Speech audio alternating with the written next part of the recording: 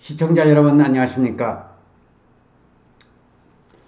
김영선 박사의 부동산 연구소에서 각종 부동산에 관련된 매물이라든지 부동산의 그 트렌드, 그리고 여러 가지 그 부동산에 관련된 정보에 관련된 내용을 말씀드리고 있는데, 요 근래 들어서 지금 7월달 이후에 정부의 21번째 6.17 부동산 대책 발표 이후에 아주 시장이 지금 설왕설래하고 있는 이 와중에 과연 누구의 말이 맞는 건지 많은 국민들은 의구심을 품고, 또 정책 입안자라든지 전문가라든지 국민들이 과연 누구 말을 믿어야 될 것인지 고민을 하고 있습니다. 자, 6.17 부동산 대책 발표 이후에 부동산 정책 설왕설래 과연 누구 말이 맞을까라는 주제로 오늘 말씀을 드리겠는데요. 자, 여기 사진에 나와 있는 문재인 대통령을 한번 얼굴을 자세히 들여다보십시오. 이제 검버섯이 피어나고 피로에 피곤이 누적해서 굉장히 힘들어하는 모습이 역력히 지금 보이는 사진입니다. 물론 국민을 위해서 또는 대한민국을 위해서 모두가 잘 살 수 있는 대한민국의 부동산 정책을 펼치려고 노력하는 것은 10분 이해는 하겠지만 전 국민들이 그렇게 이해를 하고 있지 않은 것 같아서 오늘 그 내용을 가지고 여러분들에게 몇 마디 말씀을 올리고자 합니다. 문재인 정부의 집값 상승을 막기 위한 잇따라 있는 그런 부동산 정책에도 무려 21번째라고 합니다.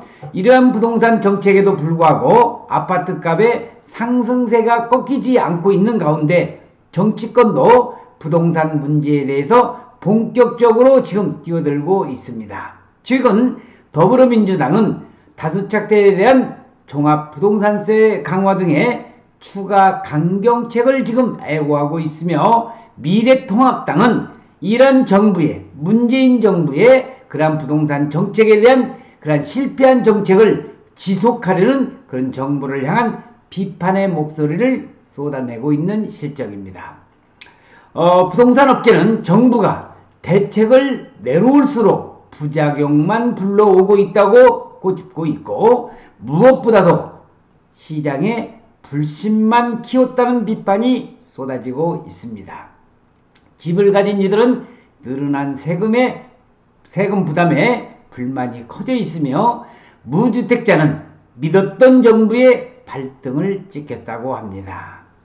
문재인 정부의 부동산 정책은 투기꾼 하나 잡으려다 선량한 사람 100명을 잡는 부동산 정책이라고 꼬집으면서 시장 진단과 대책이 모두 이상하며 결과적으로 대한민국의 국민 또 서민들은 더 어려워졌다는 실정이 지금 나오고 있습니다. 이 방송을 하고 있는 김영선 박사의 부동산 연구소의 자체도 정부의 의도를 곡해하고 싶은 마음은 조금치도 없습니다만은 21번에 걸쳐서 이 부동산 정책을 내놓은 것은 분명 서민과 실수요자를 위해서였을 것이라고 생각이 됩니다. 김현미 국토부 장관은 21번째가 아닌 4번의 대책을 내놓았다고 하지만은 지금 4번이 중요하고 21번이 중요한 것은 아닙니다. 핵심은 내놓은 모든 정책이 실패에 가까웠다는 그게 바로 문제인 것입니다.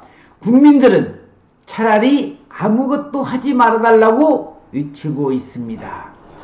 정부가 움직일 때마다 결과적으로 집값은 오르고 있다고 하고, 집값을 잡기 위한 어떠한 정책도 펼치지 말아달라고 호소한 지경인데, 2020년 6월 17일에 주택시장 안정을 위한 관리 방안이 또 나왔죠. 자, 집값 안정을 위한 정부의 21번째 부동산 대책인 6.17 대책은 네이버 실시간 검색어 순위에도 오를 정도로 상당한 이슈입니다. 대책 발표 후 새롭게 규제 지역으로 묶인 수도권 지방자치단체들은 규제 해제를 잇따라 촉구하고 있는 모양새고, 청와대 국민청원 게시판에는 정책의 부당함을 비판 호소하는 글이 수백 개가 넘게 올라와 있는 현재의 상황입니다. 자, 일부 현지에 나와 있는 전문가인 공인중개사의 한번 말을 인용을 한번 해보겠습니다. 자, 서민들의 내 집 마련이 더 어려워지고 있지 않나 싶고, 이번에 6.17 대책 발표로 인해서 인천 주민들의 불만이 굉장히 강하면서 원래 비규제 지역에다가 인천이 이번에 규제 지역으로 묶이면서 특히 새 아파트 입주 예정자들의 불만이 아주 강하다고 합니다. 잔금을 내야 하는데 어떻게 해요? 대출 한도가 줄었으니까 이 같은 불만이 나오는 것은 당연하겠죠. 인천에 있는 공인중개사 현지의 이야기고요. 자, 경기도의 이야기를 한번 들어볼까요? 실제 대책 이후 분양권 매도 문의와 분양권 급매를 찾는다는 투자자들 전화가 많이 들었다고 합니다. 대출 규제에 부담을 느끼는 청약자들 매물이 투자자들에게 넘어가면서 새 아파트 입주 시 예상보다 전 월세가 많아질 것으로 보이는데, 문제는 이 같은 전월세 값 상승으로 이어질 수 있다는 것이 경기도 소재의 공인중개사 이야기인 즉슨, 자, 그러면은 국토부의 얘기를 한번 들어볼까요? 자, 지금 사진에 김현미 국토부 장관이 나와 있는데, 자, 6.17의 대책 효과는 지금은 문제가 있지만 7월 중순부터다, 효과가. 자, 전세급 보통에 대한 얘기는 사실이 아닙니다. 최근 몇 년에, 이건 지금 국토부 얘기입니다. 최근 몇 년의 전세 가격 동향을 검토해보면 문재인 정부 들어서서 전세 가격 동향이 그렇게 요동을 치고 있는 상황은 아니고, 다만 학군 수요가 있거나 신축이 많이 들어선 단지들을 중심으로 전세 가격 상승이 일어나고 있다는 것이 지금 사진에 나와 있는 김현미 국토부 장관의 이야기가 되겠습니다. 또 하나는 아까 말씀드린 재건축 이주 수요 등이 발생하는 곳에서 전세값이 조금 올라가는 부분이 있다고 합니다. 그러나 현실은 그렇지가 않습니다. 이건 국토부의 말이지만은 보통 정책들을 펴면 상당 기간의 시간이 소요되고, 이번에 6.17 대책 같은 경우 본격적인 효과는 7월 중순 이후부터 나타날 것으로 보인다는 것이 국토부의 얘기인데, 자, 저 수많은 아파트가 지금 사진에 보이고 있지만은 과연 아직도 집 없는 서름으로 고생하고 계시는 무주택자가 아직도 많다는 겁니다. 그런데 정치권에서 또는 있는 자들은 다주택, 이 주택의 수요를 엄청나게 가지고 있으면서도 정작 주택은 투기의 수단이 아닌 바로 우리의 주거 안정의 기반이 되는데도 불구하고 투기의 수단으로 가고 있다는 것이 안타깝습니다. 자, 그러면은 어떻게 해야 집값을 잡을 수 있을까요? 박원순 시장의 말을 한번 들어볼까요? 개발이익의 광역화를 국토부에 촉구한다고 되어 있습니다. 개발이익의 광역화? 강남 강북의 불균형을 키우고 강남 집값을 더욱 올리는 결과를 초래할 것인데, 문재인 대통령의 정책 기조 및 국정 철학과도 어긋나는 방향이라고 하면서 서울시는 글로벌 비즈니스 센터 GBC 착공을 승인을 했습니다. 서울을 대표하는 새로운 랜드마크가 될 것을 기대하지만은 한편으로는 답답한 신앙을 억누를 수가 없습니다. 국토교육법 시행령에 따라서 GBC 건설, 자, 글로벌 비즈니스 센터 서울에 생기는 이 GBC 건설로 생기는 공공기여금 1조 7천억 원을 강남에만 써야 하도록 강제되어 있기 때문입니다.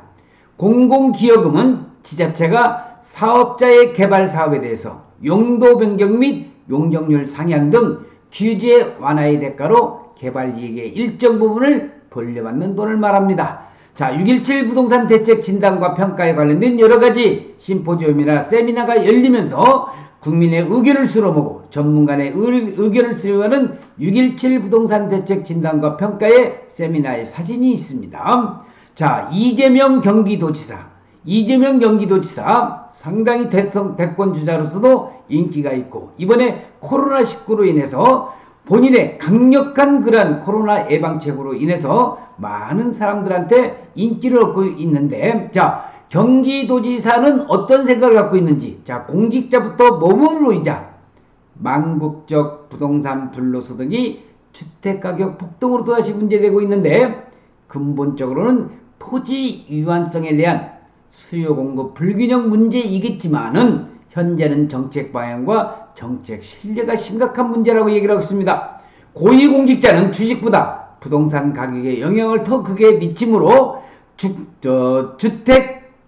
주식 백지 신탁을 도입한 마당에 부동산 백지 신탁? 이게 뭘까요? 자, 부동산 백지 신탁제라고 하는 것은 고위공직자가 1주택 이상의 주택을 갖지 못하도록 강제하는 제도입니다. 물론 공산주의 사회주의 국가는 아니지만은 부동산 백지 신탁제라는 것을 이재명 경기도지사는 지금 주장하고 있는데, 투자 투기용 부동산을 이미 소유하고 있거나 장래에 취득할 사람이 부동산에 가격 영향을 미칠 수 있는 고위공직자가 되면은 가격 상승에 유리할 수밖에 없다는 겁니다.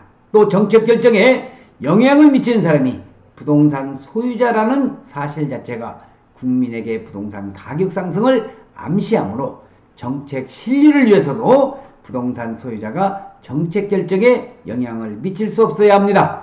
공정타당한 부동산 정책을 만들고 정책에 대한 국민 신뢰를 확보하려면 고위공직자에 대해서 이재명 도지사는 주식 백지 신탁제, 처음 보는 내용일 겁니다. 자, 그래서 부동산 소유를 모두 금지하는 부동산 백지 신탁제를 도입한다고 주장을 하고 있습니다. 자, 우리 또 김현미 국토부 장관이 6.18 대책을 또 이야기하고 있는 사진이 보이고 있는데, 그러면 정부는 어떤 대책을 마련할 건가요? 투기 억제 수요 실소유자 보호할 것, 문재인 대통령의 이야기입니다. 지금 최고의 민생 과제는 부동산 대책입니다. 세계적으로 유동자금은 사상 최대로 지금 풍부하고 금리는 최저금리로 낮은 상황에서 정부는 최선을 다해서 부동산 투기를 억제하고 실소유자를 보호하면서 서민들과 청년들의 주거 안정을 위해서 대책을 강력히 추진해야 된다는 겁니다. 국회도 협조를 해야 되겠고요. 12.16 대책과 최근에 6.17 대책은 물론이고 곧 내놓을 정부의 추가 대책까지 포함해서 국회에서 신속히 입법으로 뒷받침해줘야 실효를 거둘 수 있다고, 이것은 지금 문재인 대통령의 이야기를 정리를 해놓은 겁니다. 김태년 민주당 원내대표, 집값 안정을 위해 필요한 입법을 신속하게 추진하겠다. 또 문재인 출범 이후에 21번의 부동산 정책이 나왔지만은 서울의 아파트값은 50% 이상 올랐습니다. 참 아이러니합니다. 경실련이라고 하는 경제정의실천시민연합이 KB주택가격 동향을 분석해서 지난달 23일 발표한 자료에 따르면 문재인 정부 들어서 아파트값은 52% 상승했다고 합니다. 이는 이명박, 박근혜 대통령 그 정부 시절보다도 8년 동안 서울 아파트값 총 상승률 26%보다도 2배 높은 수준이 지금 상승했다고 합니다. 상승에 또 박근혜 정부 4년에 2.3배에 달한다고 합니다. 그러나 정부 여당은 여전히 강력한 규제가 답이라는 생각을 바꾸지 않고 있고, 박광훈 민주당 치고위원은 종이 호랑이가 아닌 아파트 투기 세력이 두려워하는 진짜 종부세가 필요하다고 강조를 했습니다. 자, 여기 문재인 정부는 부동산 정책 전면 전환을 하고 오락가락하는 땜질 규제, 부동산 정책 이대로는 안 된다 하고 지금 그 참여연대에서 이런 피켓을 들고 현수막을 들고 지금 정부의 문재인 정부 부동산 정책을 규탄하는 그런 그 현수막이 앞에 보이고 있습니다. 경실련도 문재인 정부의 부동산 정책을 실패로 규정하고 있습니다. 경실련 측은 지금까지 21번의 투기 정책을 남발한 홍남기 경제부총리, 김상조 정책실장, 김현미 국토부 장관에게 서민을 위한 근본적인 집값 대책이 나와야 할 수 없다면서 공공민간 아파트 분양원가 상세 공개하고 선분양 아파트 분양가 상한제 시행, 시세의 40%에 불과한 공시지가 2배 상승, 임대사업자 세금 특혜 폐지 및 특혜 정책 추진 관료 문책하고 임대사업자 대출 전액 회수 및 이후 대출 금지, 투기와 집값 상승 조장하는 개발 확대적 전면 재검토 등을 경실련은 추구하고 있다는 겁니다. 한편 국민도 문재인 정부의 부동산 정책에 의문을 표하고 있습니다. 리얼미터가 지난 3일 YTN 의뢰로 전국 성인 남녀 500명을 대상으로 6.17 부동산 대책 후수조치 효과 전망에 따른 여론조사를 실시한 결과 효과가 없을 것이라는 응답이 근 50%, 반면 효과가 있을 것이라는 응답이 36.8%에 그쳤다는 이 내용도 우리 정부에서는 이 내용도 잘 알아두시고 우리 국민 여러분께서도 지금 부동산 정책, 정부의 부동산 규제 여러가지 관련된 내용을 정리해서 김영선 박사의 부동산 투자 연구소에서 말씀을 드렸지만은 자 여러분 지금 시기적으로 6.1절 부동산 대책 이후 부동산 정책 갈팡질팡하고 있습니다. 이 문재인 대통령의 다시 한번 말씀드리지만 고민하고 있는 이런 역력한 모습이 있는 만큼 하루빨리 정부의 부동산 규제책이 부동산 정책이 진짜 집 없는 사람들의 또 대한민국의 평범한 서민들을 위한 부동산 정책 또는 아파트의 정책이 될 것을 고대하면서 2020년 6월 6일 김영선 박사의 부동산 세미나, 부동산 유튜브, 부동산 정책에 관한 내용을 일목요약에 정리해서 여러분들에게 말씀을 드렸습니다. 시청해주신 여러분 대단히 고맙습니다. 감사합니다.